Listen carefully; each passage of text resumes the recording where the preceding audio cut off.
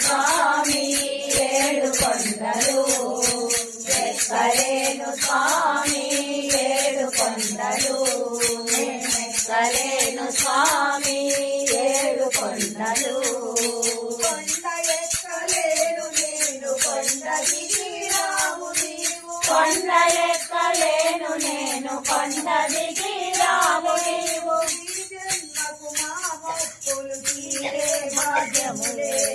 ఈ జన్మకు మా మొక్కులు తీరే భాగ్యము లేదా ఎక్కలేను స్వామి ఏడు కొండలు నేనెక్కలేను స్వామి ఏడు కొండలు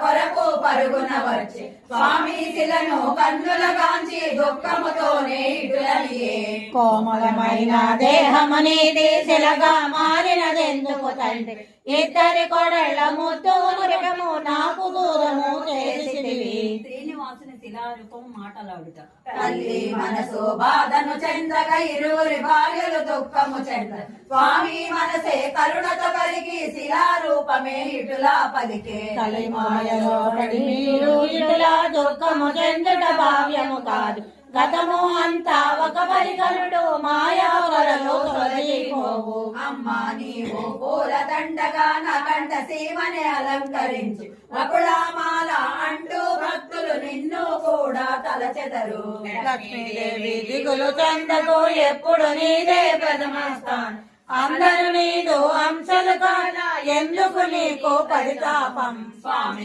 చరితము వింటే పాపములన్నీ తొలగు గదా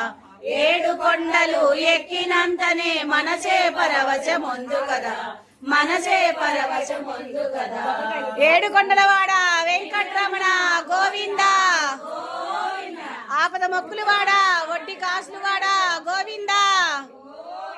అడుగడుగు దండాలు వాడ గోవింద నిత్య కళ్యాణి వాస గోవింద అఖిలాండ కోటి బ్రహ్మాండ నాయక గోవింద గోవింద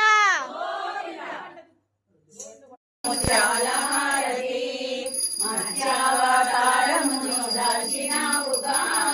నాలుగు వేదాలు ధరికి చేర్చినావుగా